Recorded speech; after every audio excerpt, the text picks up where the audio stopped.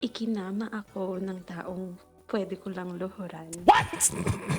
May pahawak sa legs si father.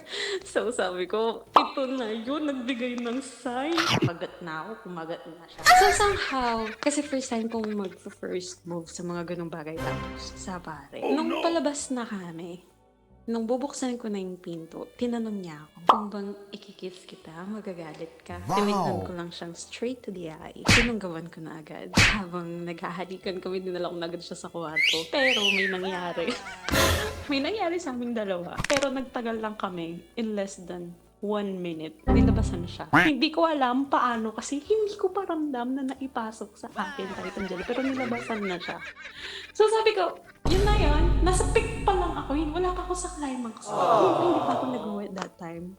Hindi ko alam. Pero siguro ganun siya kagiyang-nagiyang gumustong mag-ano. Gets mo?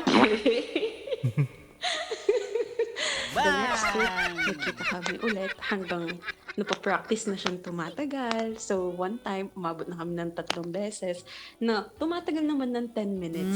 Sarap manood ng radyo, no? Ginawa mo na talagang bisyo ang panonood sa amin, no? Umabot ka na rito eh. Huy!